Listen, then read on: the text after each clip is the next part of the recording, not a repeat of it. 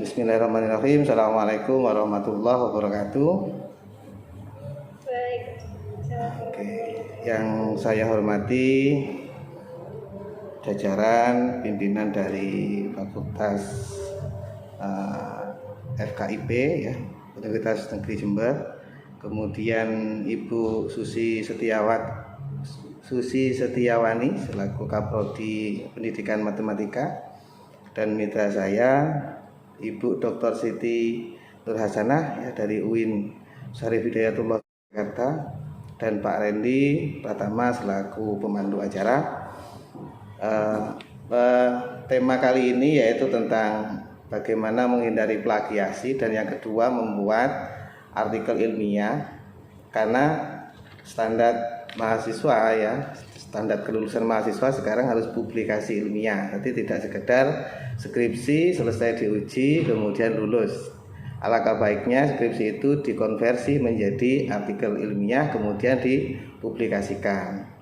Nah, beberapa subtema yang akan kita bahas, yang pertama tentang apa itu plagiasi, kemudian cara atau web cek plagiasi, nanti ada yang berbayar juga ada yang gratis, kemudian cara menghindari plagiasi seperti apa, kemudian cara memparafrase ya sebagai solusi supaya tidak terdeteksi plagiasi, kemudian cara membuat jurnal yang benar.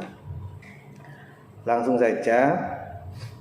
Oh, ini alangkah baiknya ini saya tampilkan dulu mungkin sebagai referensi atau tambahan bagi teman-teman mahasiswa ya.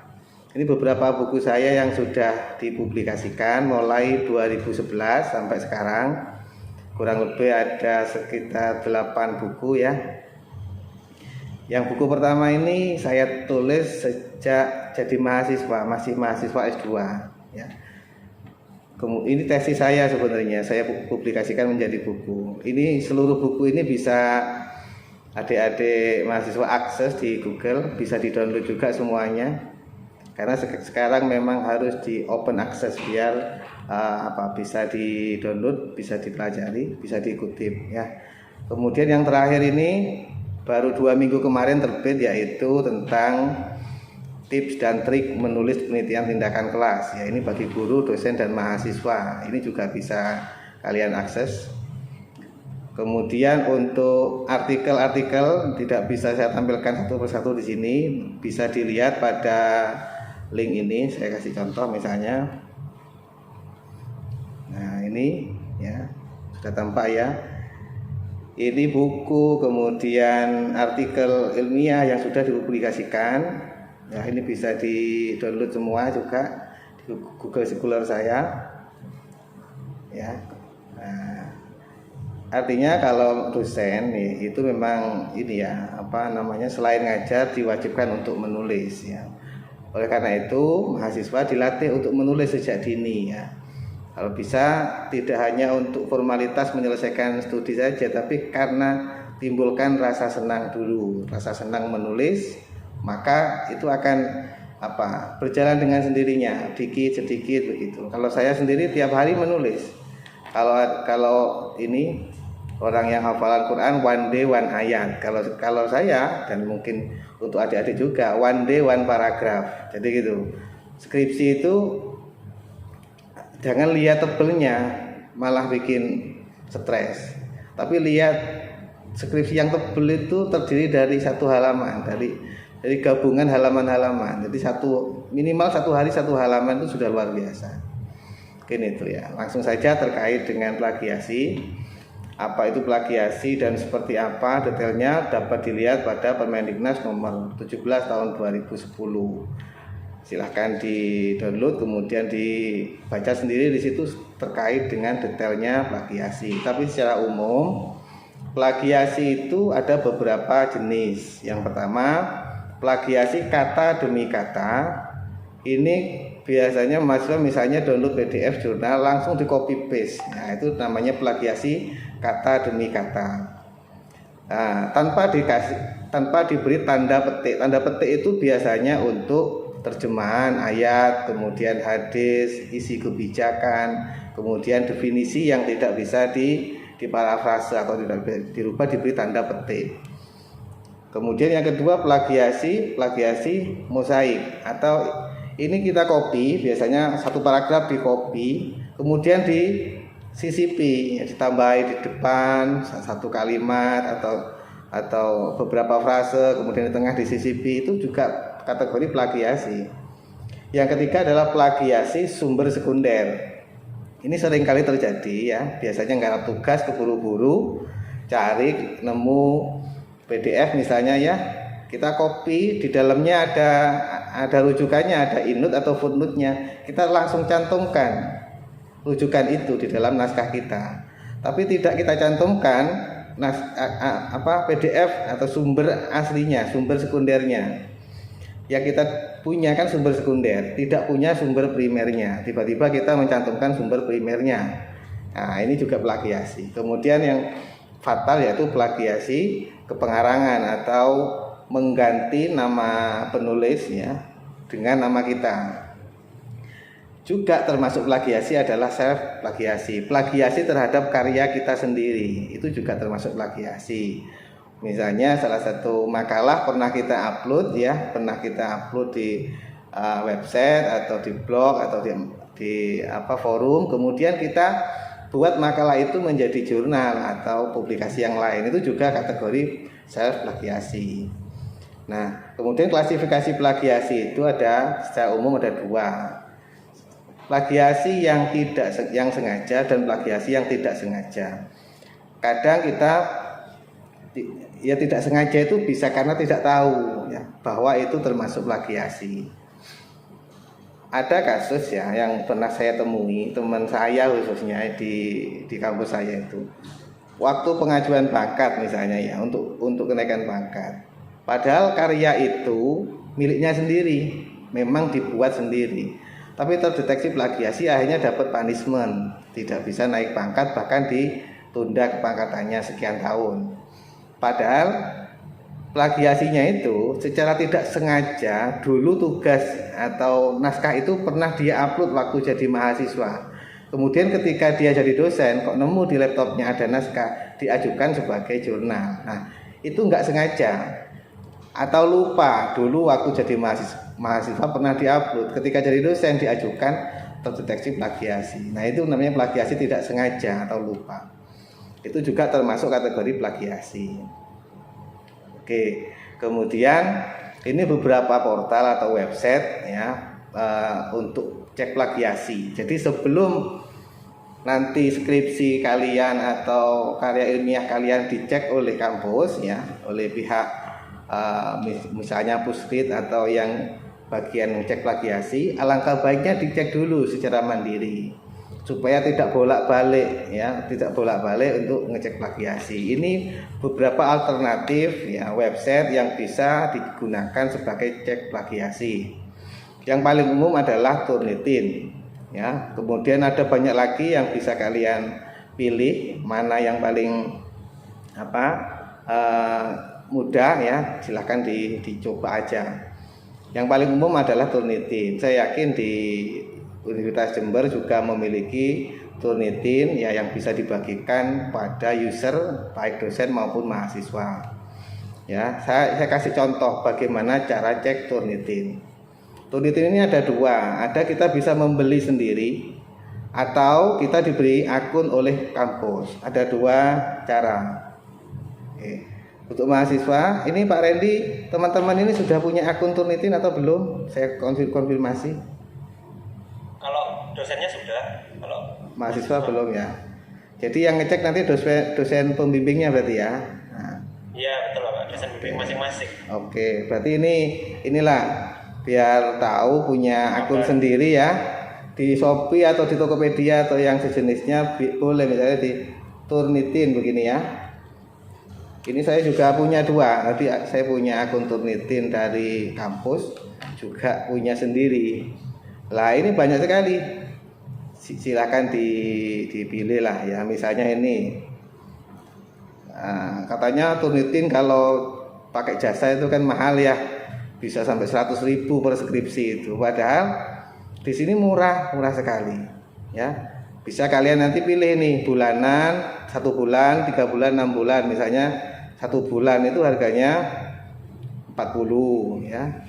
Kalau lifetime ini selamanya ini ya, biasanya 100 kali slot, tapi bisa digunakan berkali-kali, terserah kalian sesuai dengan kantong masing-masing ya. Ketika milih yang 1 bulan misalnya sekian, ini bisa dipakai kalau nggak salah 100 kali, 100 kali, selesai 100 kali balik lagi ke depan juga masih bisa. Yang penting dalam waktu 1 bulan gitu. Kemudian nanti setelah beli ya, kalian itu akan diberikan akun, tinggal di chat misalnya saya kasih contoh, ini chat saya dengan ini jasa yang buat Turnitin, nanti dikasih akun seperti ini misalnya ya sudah.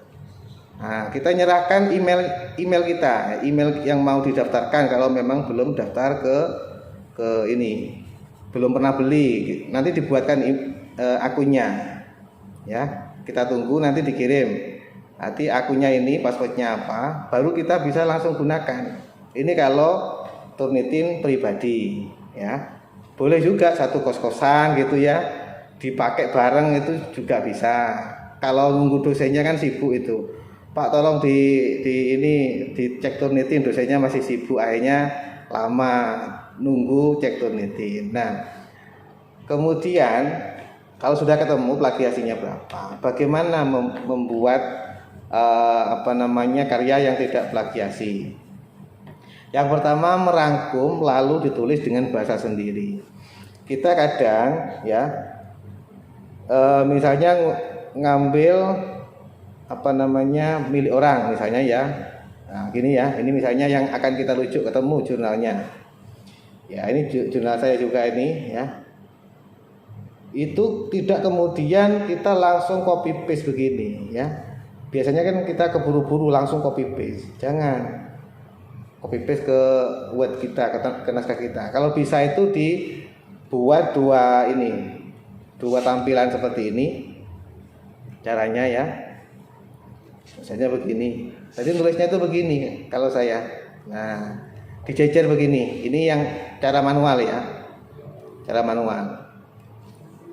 Jadi ini dibaca dulu satu paragraf ya.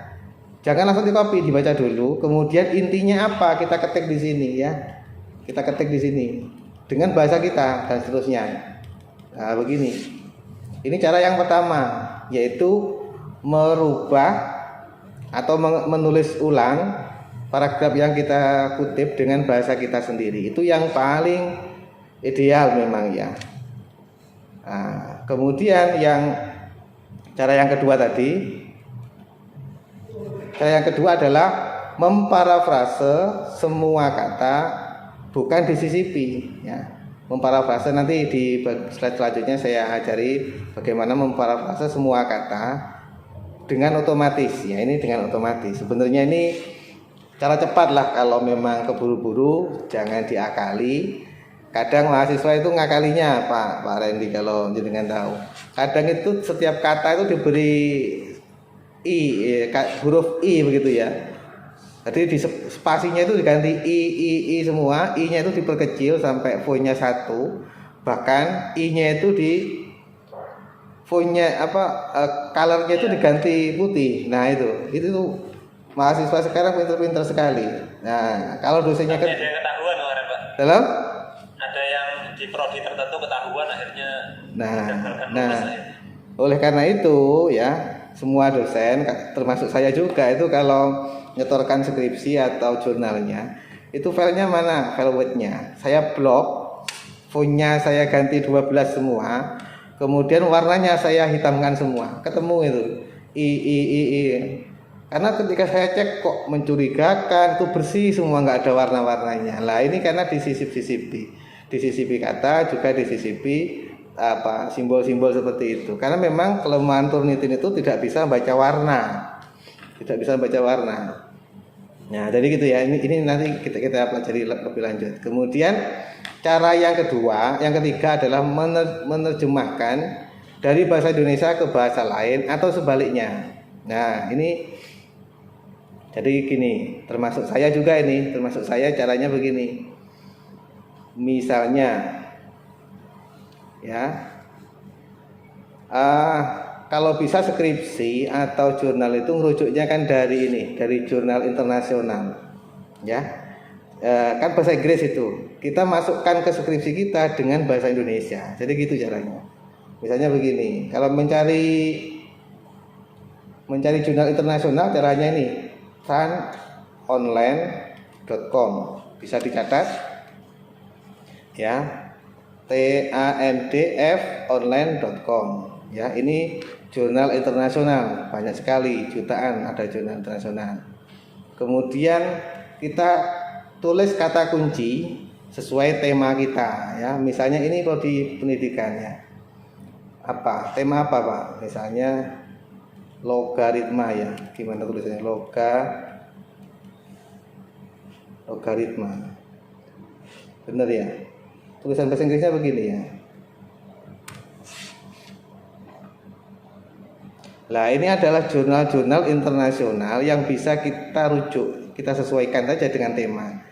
Saya ambil contoh aja yang paling atas, ya. Kalau bisa ngerujuk yang berbahasa Inggris begini. Nah, ini kan nggak bisa di-download ini. Biasanya jurnal Scopus internasional kan tidak bisa langsung di-download. Yang penting jurnal itu ketemu ininya, DOI-nya ini, ya. Kita copy DOI-nya. Kita copy, kemudian kita buka website Skyhub, ya, Skyhub bisa dicatat. Jadi dua website ini, ya, Tahan Online dan Skyhub. Ini kita buka Skyhub untuk mendownload jurnal Scopus tadi itu, jurnal internasional tadi itu. Baru nanti, nah ini tadi kan DOI-nya sudah kita copy, kita paste di sini. Nah, ini DOI-nya, kemudian kita klik open. Nah, otomatis terdownload di sini, ya. Otomatis sudah terdownload dalam PDF, ya, langsung terdownload secara PDF. Nah, ini PDF-nya bisa kita kutip dalam skripsi atau jurnal kita. Jadi untuk mencari jurnal internasional Scopus, ya, ini Tan Online sama Skyhub, ya. Ketika kita copy, ya, tadi, kita translate. Translate-nya jangan pakai Google Translate, pakai translate, ya, doktor. Nah, ada kalau Google Translate itu, nah ini translate translator. Nah, ya ini, ya. Kalau Google Translate itu hanya memindah saja, memindah bahasa saja. Kalau bisa translate pakai ini, online.translator.com, ya. Nah, ini translate di sini. Nah. Oh, ini langsung dokumen, ya. Tadi itu disimpan dulu filenya, ya. Filenya disimpan dulu, baru ditranslate. Ya, itu cara yang setelah ditranslate baru kita masukkan ke naskah kita. Nah, ini cara yang ketiga. Pasti itu tidak plagiasi. Tidak terdeteksi plagiasi di Turnitin karena sudah beda bahasa. Atau sebaliknya, dari bahasa Indonesia di bahasa Inggris kan. Jadi begitu. Yang ketiga. Yang keempat, memberi tanda petik, ya, tanda petik pada kalimat langsung. Kalimat langsung itu berarti kalimat yang tidak mungkin bisa kita ganti, yaitu ayat, hadis, kebijakan, ya, mungkin ungkapan-ungkapan tokoh yang pasti sudah kita tidak bisa parafrase, maka diberikan tanda petik. Nah, tapi ya namanya mahasiswa kadang saya lihat, Bu, tanda petiknya itu mulai halaman di atas itu sampai bawah itu tanda petik semua. Ini katanya nggak plagiasi, Pak. Ya tetap plagiasi. Maksudnya tanda petik itu yang satu kalimat atau dua kalimat saja, jangan satu halaman dikasih tanda petik semua, bukan. Itu yang keempat. Yang kelima adalah menggunakan aplikasi Mendeley dan Zotero dalam proses pengutipan. Karena kalau pakai aplikasi ini, ya, mahasiswa atau kita yang mengutip tidak mungkin berbohong, pasti kutipan aslinya yang dicantumkan. Nah, terkait dengan Mendeley dan Zotero nanti di paling bawah ada tutorial lengkapnya lah, bisa diikuti saja. Nanti tidak saya jelaskan satu persatu di sini. Oke, nah saran saya untuk membuat karya tidak plagiasi ada 3 ini, ya. Yang pertama, terapkan sejak awal menulis. Jadi mahasiswa jangan kemudian sejak awal sudah copy paste saja, nanti di bagian mau menghadapi ujian skripsi ketemu plagiasinya 70%, 80% baru bingung. Akhirnya parafrase serampangan. Nah, itu biasanya yang dialami oleh mahasiswa akhir. Kalau bisa sejak awal sudah diparafrase, ya. Sejak menulis proposal, menyusun penyajian data itu sudah diparafrase. Kemudian yang kedua, ya, tipsnya yaitu tulis secara bertahap, ya. Yang saya sampaikan tadi mahasiswa itu ada yang cepat, ada yang lambat. Ternyata bukan tergantung pintar atau tidaknya, tapi tergantung konsistensinya atau istiqomah dalam menulis itu. Misalnya sehari 1 halaman, ya. Tapi rutin itu lebih baik, ya, daripada seminggu langsung sekian halaman habis itu berhenti. Kadang males sambil kerja atau sambil kesibukan yang lain. Nah, itu lebih baik kasih waktu sehari itu untuk menulis skripsi atau tugas yang lain. Nah, yang ketiga adalah setelah paragraf itu sudah jadi, tolong dibaca berkali-kali, dicek berkali-kali. Jadi naskah ketika kita cek lagi itu pasti ada yang ini kurang ini, kemudian kita kan mengganti dengan kalimat yang lain akhirnya. Secara tidak langsung itu akan mengurangi plagiasi. Mungkin awalnya copy paste, tapi ketika kita baca berulang-ulang kalimatnya kurang tepat, ya. Nah, mungkin itu cara menghindari plagiasi secara umum. Kemudian ini beberapa website untuk memparafrase secara otomatis, ya. Kalau kalian dengan cara yang manual tadi itu, ya, merangkum, menuliskan kembali, mungkin kelamaan, ya, sudah semester 13 misalnya, ya, tinggal 1 semester lagi harus lulus. Kalau nggak lulus di DO, bisa pakai cara alat bantu seperti ini, ya, portal alat bantu untuk memparafrase. Kalau saya mesti menggunakan ini 4 di atas ini, Spinner, Quillbot. Spinner ini untuk memparafrase bahasa Indonesia, ya. Kalau Quillbot ini untuk yang bahasa Inggris, ya. Kemudian menerjemahkannya pakai yang ini, bukan Google Translate tapi pakai ini, Online Doc Translator. Kemudian setelah bahasa Inggrisnya itu mungkin dibahasa Inggriskan, kemudian benar atau tidak bahasa Inggris saya pakai ini Grammarly, ya. Ya, kalau ingin bahasa Indonesia ke bahasa Inggris, maka sebelum di copy harus di Grammarly dulu. Kalau untuk bahasa Inggris, ya. Udah ini.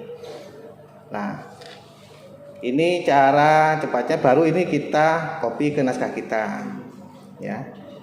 Yang selanjutnya ini spinner.id. Spinner.id ini untuk memparafrase otomatis yang bahasa Indonesia. Nah, Spinner ini nanti sebelum digunakan kalian harus sign up dulu atau registrasi dulu, ya. Klik ini login kalau yang sudah punya akun. Spinner ini menawarkan, ya.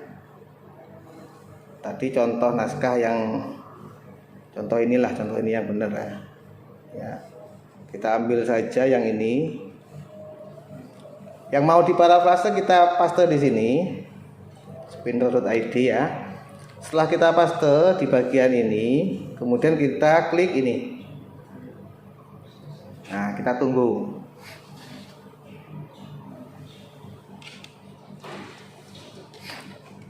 Nah, di bawah ini sudah ada tawaran-tawaran kata, ya.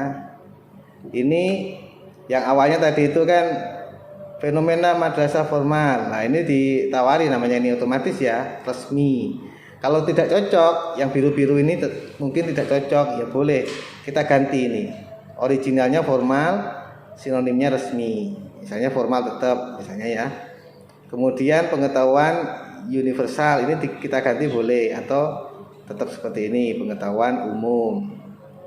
Ini kan awalnya namun, di sini ditawarkan jadi tetapi, akan tetapi, tapi dan seterusnya. Nah, ini sudah yang biru-biru ini sudah terparafrase. Artinya mencari sinonim, ya, sinonim kata. Mungkin kita kan kadang mencari sinonim kata aja masih bingung, masih mikir. Dengan ini mungkin membantulah beberapa kata. Kalau sudah cocok, kita anggap cocok, baru kita copy. Klik select all, kita copy. Nah, naskah yang sudah ada tadi, ya, kita ganti di sini. Ini kasarannya saja lah ya. Kita ganti, ini sudah kalimat lain, ini sudah menggunakan kalimat yang lain, ya. Ya, nanti dicoba setelah diparafrase seperti itu, ya, coba kalian cek plagiasinya dengan akun yang dari saya tadi itu. Nah, jangan lupa Grammarly juga digunakan, dan yang lain juga bisa kalian terapkan sendiri. Ini tadi website ini sudah saya terapkan, sudah saya contohkan, tanonline.com dan Skyhub, ya. Nanti ini bisa digunakan untuk mencari referensi, ya. Kemudian ini secara umum saja, nanti mungkin dibahas secara lebih detail oleh Ibu Nur Hasanah. Secara umum begini, saya punya dalam membuat artikel jurnal, saya tawarkan ini, gunakan rumus membuat jurnal 33 paragraf, ya. Nah, saya berkali-kali membuat jurnal dengan rumus ini, ya, alhamdulillah diterima oleh jurnal-jurnal bereputasi. Nah, rumus 33 paragraf ini seperti apa? Nanti tolong dibagikan ya Pak Randy ke teman-teman. Ini. Ya, ini rumus membuat artikel jurnal. Ada rumusnya. Jadi tidak kemudian comot sana comot sini. Ya, judul itu terdiri tidak lebih dari 15 kata dan seterusnya. Ini paragraf pertama tentang apa, ya, paragraf kedua tentang apa dan seterusnya. Bisa kalian pelajari, ini sudah saya siapkan, bisa kalian pelajari sendiri, ya. Sampai 33 paragraf. Nah, saya pelajari jurnal-jurnal internasional, ya, Scopus itu tidak banyak, terdiri dari ini 33 paragraf. Kalau satu paragraf 150 kata, maka seluruhnya kurang lebih 5.000 kata. Dan referensi dalam membuat jurnal itu minimal 30 judul referensi yang terdiri dari 80% dari jurnal bereputasi, ya, bukan dari buku-buku saja, ya, tapi kalau bisa 80% dari jurnal bereputasi. Ya, mungkin karena waktunya mepet sekali, ini nanti tolong dipelajari sendiri. Ya, terakhir penjelasan saya tadi dilengkapi beberapa ini, ya, yang disampaikan oleh Pak Randy. Saya sudah siapkan banyak sekali ini. Cara nyusun artikel jurnal yang seperti apa, cara merubah skripsi menjadi jurnal, ya. Dari skripsi nanti dikonversi menjadi jurnal, caranya seperti apa, supaya tembus jurnal reputasi biar diterima seperti apa dan seterusnya, ya. Yang saya sampaikan website parafrase otomatis tadi juga saya ada di sini. Cara memparafrase otomatis juga ada di sini lebih detailnya, ya. Dan jangan lupa ini, ya, ada simbol merah ini bisa diklik nanti, ya. Oke. Dea Ersandika, silakan. Apakah suara saya sudah terdengar? Ya, sudah, silakan. Maaf tidak bisa update. Di sini saya ada 2 pertanyaan. Untuk yang pertama, dari beberapa jurnal yang sudah saya baca itu ada kutipan, misalkan menurut Cecilia dan seterusnya, itu ada yang termasuk plagiasi, dan ada juga yang menyebutkan itu tidak plagiasi. Untuk permasalahan tersebut, apakah pencantuman nama tanpa ada di daftar pustaka itu sebuah plagiasi atau tidak. Pertama. Untuk yang kedua, mengenai web parafrasi tadi, saya juga pernah mencoba gitu. Nah, tersebut hasil dari parafrasinya itu kan cuma beberapa kata saja yang diganti, yang diparafrasi. Dan ketika kita baca kembali hasilnya, mencari sinonim itu kadang tuh tidak menemukan kata yang cocok untuk menjadi kalimat yang utuh. Maka untuk pemakaian web parafrase itu yang optimal itu seperti apa? Ya, terima kasih. Oke, baik. Adik Dea Ersandika ya. Silakan Bapak Imron bisa langsung menanggapi. Oke, terima kasih Pak Redli dan Dea ya. Yang pertama ya, saya kasih contoh misalnya Pak Redli membuat jurnal ya. Di dalam jurnal itu mengutip bukunya Bu Nur Hasanah misalnya ya. Yang dicantumkan di karyanya Mbak Dea itu bukan hanya bukunya Bu Nur Hasanah ya. Kalau seperti itu namanya plagiarisme sumber sekunder ya. Padahal Mbak Dea tidak punya bukunya Bu Nur Hasanah. Taunya dari jurnalnya Pak Randy. Maka menulisnya menurut Ibu Siti Nur Hasanah ya dalam Randy. Jadi gitu. Yang dicantumkan di daftar pustaka adalah jurnalnya Pak Randy. Jadi gitu, mencantumkan jurnal atau referensi yang benar-benar kita rujuk, yang benar-benar kita lihat sendiri.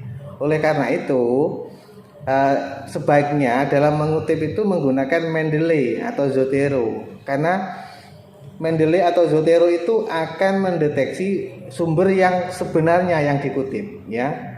Kalau kadang itu penyakit mahasiswa yang paling banyak itu saya lihat di daftar pustakanya banyak sekali ya. Saya tanyakan ini punya, enggak punya Pak, ini punya, enggak punya Pak. Itu ada 10 yang tidak punya misalnya. Dari mana ini? Dari satu jurnal. Nah, itu hakikatnya satu jurnal ya, bukan 10 itu.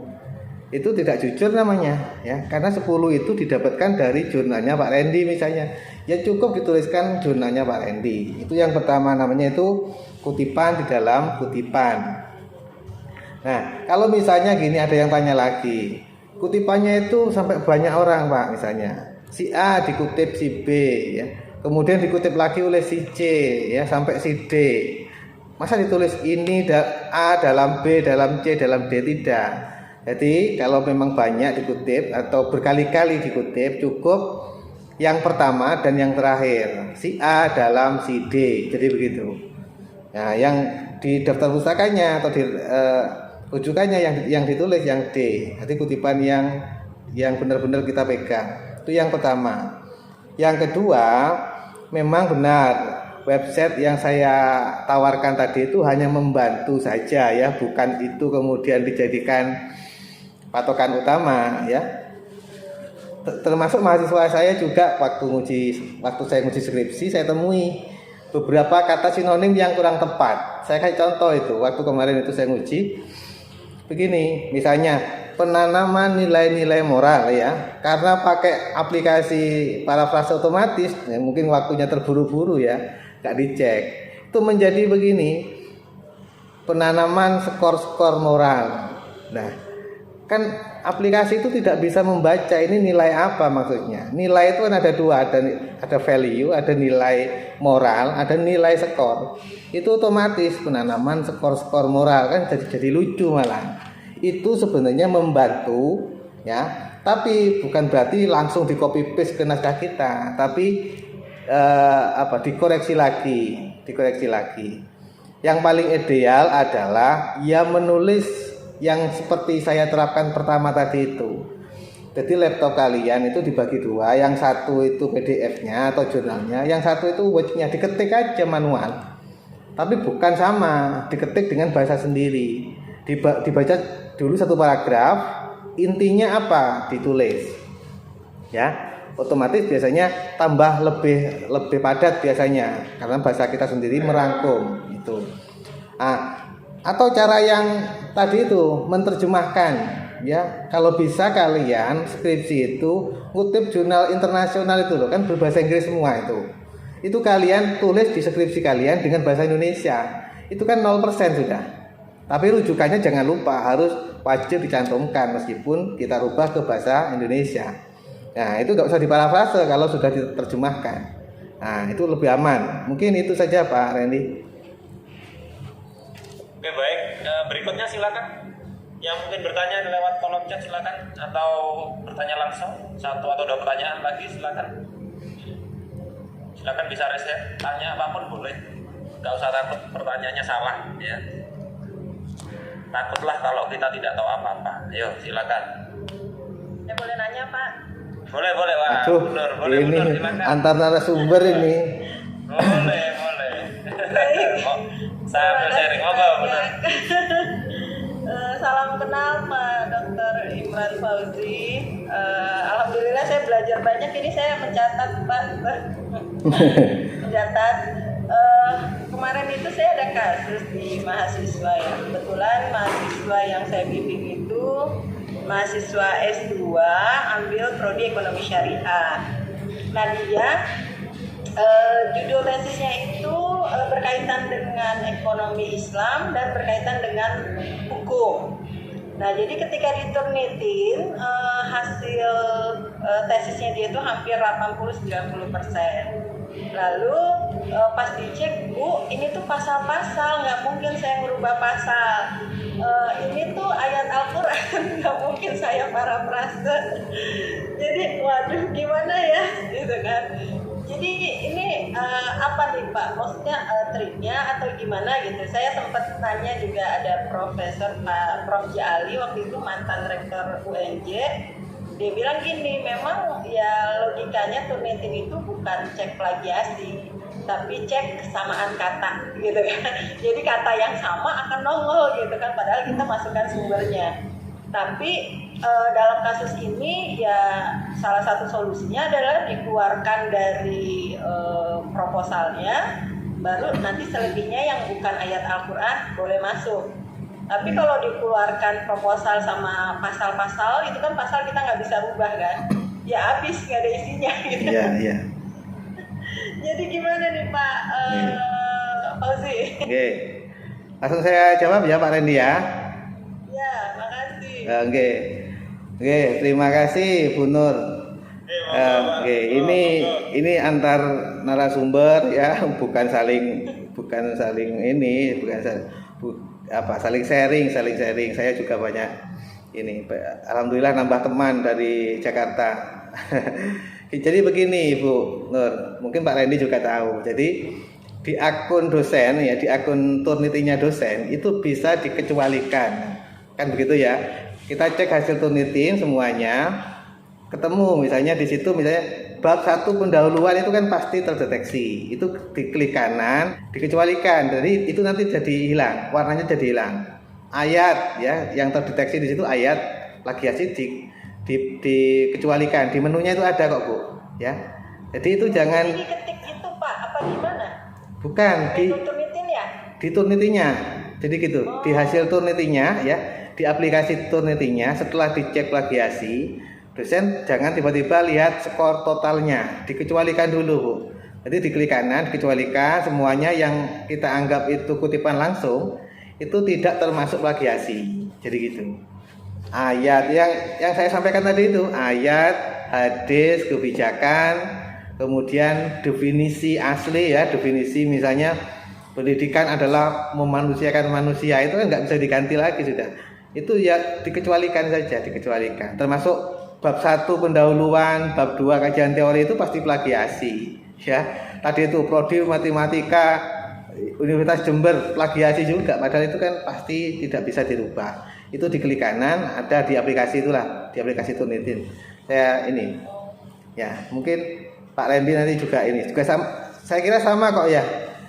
Di fitur Turnitin masing-masing perguruan tinggi ada menu itu. Oke, baik, terima kasih. Jadi bisa disimpulkan bahwasanya kutipan langsung memang sesungguhnya memang tidak bisa kita ubah ya, yang seperti ayat, pasal gitu ya. Jadi memang kalau di Turnitin itu sudah jatah batas wajarnya itu kan ada batasnya ya Bapak ya. Jadi misalkan 20% mungkin sudah masuk itu ya, sudah masuk hitungan itu.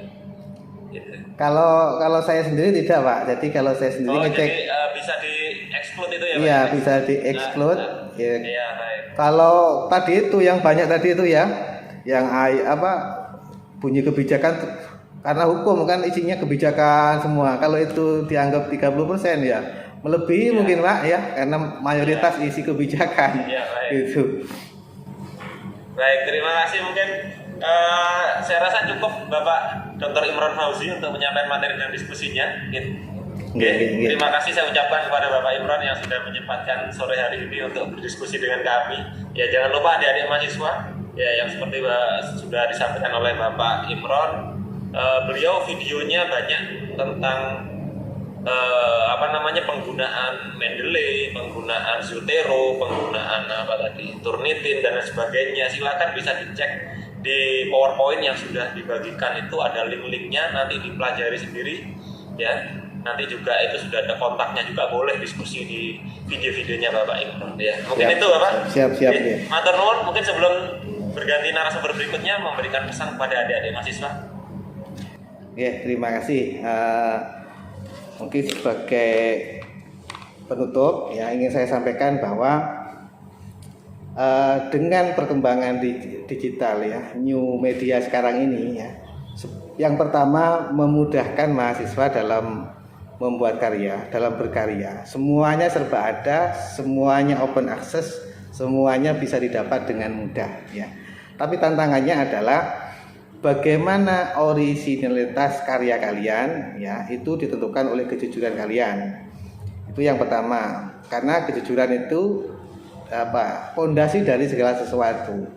Kalau karya kalian saja itu tidak jujur, maka itu benih-benih dari korupsi yang sesungguhnya. Jadi plagiasi itu sama dengan korupsi ya. Jadi hukumnya sama dengan korupsi. Oleh karena itu tolong dihindari plagiasi. Tulis secara bertahap apa adanya. Karya yang biasa tapi apa adanya itu lebih baik daripada karya yang bagus tapi hasil plagiasi orang lain. Mungkin itu saja dari saya. Mohon maaf ya kepada Pak Randy selaku pembawa acara, kemudian Ibu Dr. Siti Nur Hasanah dan adik-adik semuanya. Jika ada salah kata dan sikap semoga bermanfaat. Dari saya akhiri. Assalamualaikum warahmatullahi wabarakatuh. Waalaikumsalam.